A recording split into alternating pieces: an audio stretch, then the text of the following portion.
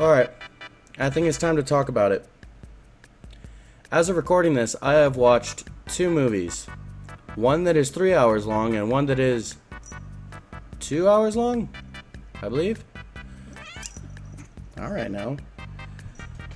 Yeah, she's not happy about it either. But those two movies being Avatar and the Way of Water and Puss in Boots: The Last Wish. One that is supposedly a kid's film and one that is also supposedly an adult film. But I'm going to be talking about one of them one at a time. This video is going to be oriented around the better movie, which is Puss in Boots, wildly enough. And then I'm going to be doing another video about Avatar: The Way of Water. Good though. I'm going to go ahead and start this off with just giving you the rating off the bat. And I'm going to explain the reason why the rating is that way each entire video I'm going to do. I'm probably going to make this into a series thing. And no, I'm not trying to like steal this from Moist Critical. I just thought it was a cool idea that I saw him do. So I'm going to try and do it now. If I was stealing it, I'd be more like, alright guys, welcome back to another video. This is Moist Critical video 138. You get the gist. I'm not stealing it from him, but I do want to like give my opinion on some movies just so people know, and I don't really care if you don't care or not. But the rating for this movie will be an astounding 10 out of 10. And I know that's really shocking for some people because it is considered a kids film, but it was a 10 out of 10 movie, and I do advise people to go watch it.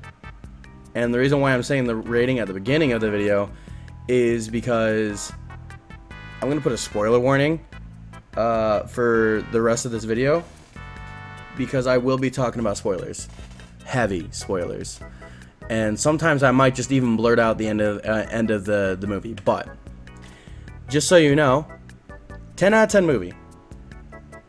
Would gladly love to hear about anyone else's responses and why they love this movie so much. In fact, if you have not seen the movie, go see the movie right now. It is a really good movie that I think you will enjoy. But with all that out of the way, spoiler warning, I will be talking about Puss in Boots and The Last Wish. As most people know, this movie is a continuation of the first Puss in Boots. It's a little bit of a time skip because the first Puss in Boots is before he meets Shrek, and in this Puss in Boots, it's after all the Shrek movies were done, like after they're through. Like the final chapter, then boom, this Puss in Boots movie. There is cussing in this movie. There is cussing in this movie. I was super shocked to go to the movie theater and watch this kid's film and hear Boots say "what the hell" or "damn" and stuff like that. And there was this other character that was like a small little puppy, a really friendly little guy, and he starts like just genuinely saying like cuss words. Like genuinely, I think he said almost every cuss word there is. So I don't know how this is a kid's film, but I love it. That's the first thing that definitely makes this a 10 out of 10. But one of the big factors that is probably the reason why it would make it like a 7 out of 10 or an 8 out of 10, this movie is phenomenal. It looks so beautiful. And I mean, like, it is so well animated. You can see like some of the hairs move in every scene.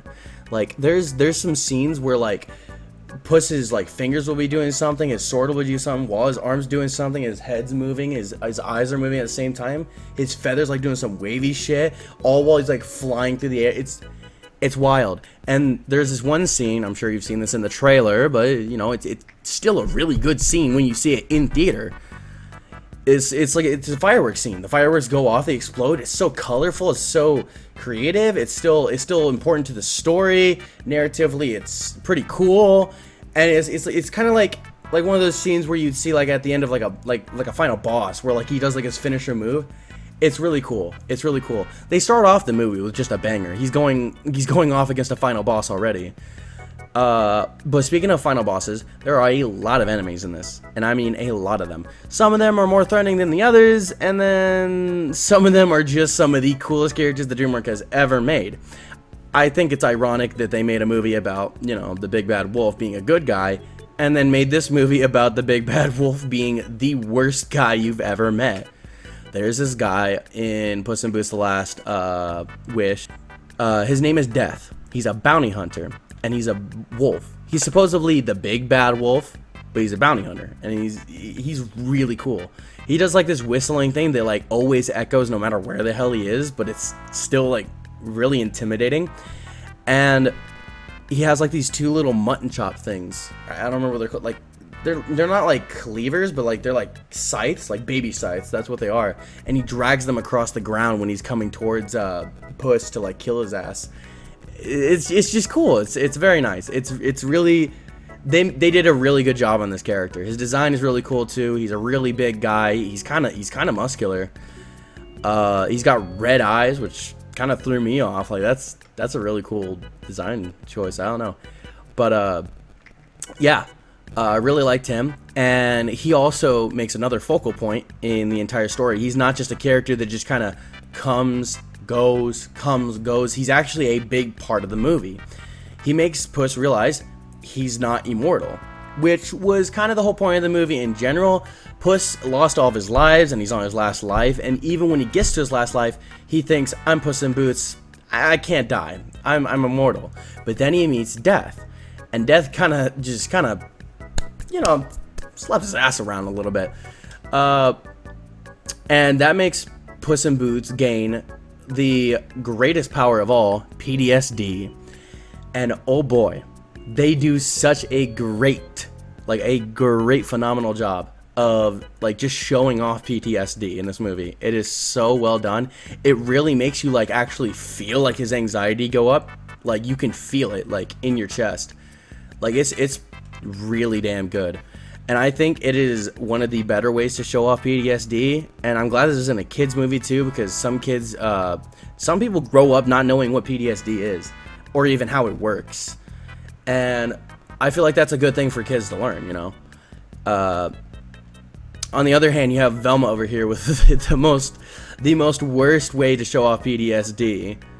It's crazy, but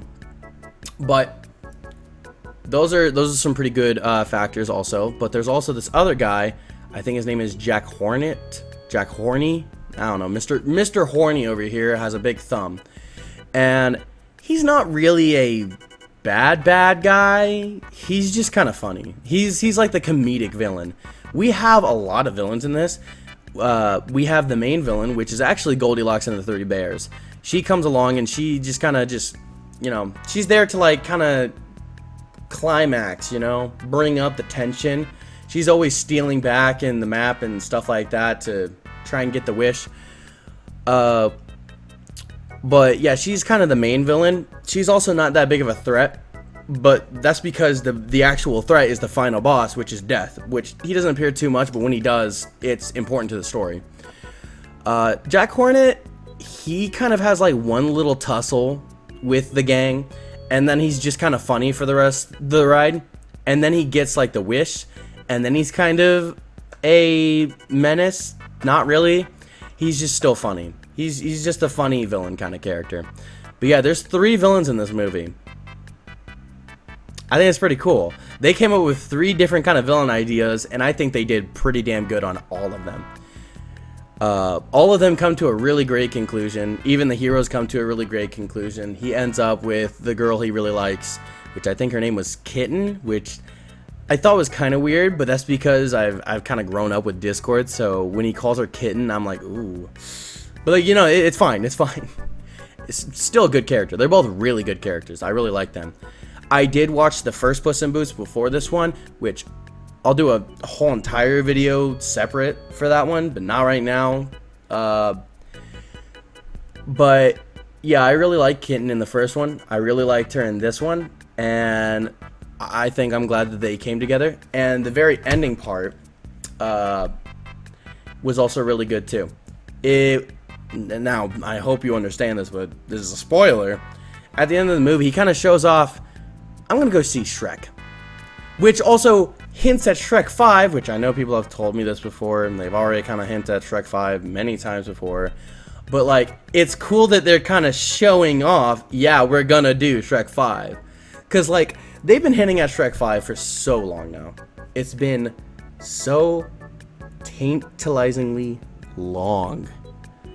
And they haven't even shown a trailer yet. This is the closest we're getting to an in-story, like, yeah, Shrek 5 is going to happen. So that's really cool. I'm really excited for that. I'm really excited for Shrek 5, and I think it was cool that they did that, and they're going to go see him. They have this new little character, which is, I guess, kind of like a son to Puss in Boots, sorta. But he's kind of funny, too. Or, she? No, I think it's a he. This is a little pup dog. It's fine. But yeah, those are some pretty big focal points, and like I said, this is like a really good movie. I don't think there's a single part in this movie where I actually got bored. Like, every part of it just added more and more to the story that just made me want to keep watching and watching and on the edge of my seat. It was really well done, and I really liked it. I'm trying to think of something else that, like, I could tell you about this movie, but, like, I think I've hit almost every focal point, really. Yeah, it's just a good movie. Go watch it, or else, you know. Anyway, that's it. But, like, yeah, Puss in Boots: Last Wish, 10 out of 10 movie. I think they did a pretty damn good job. Go watch it. Bye.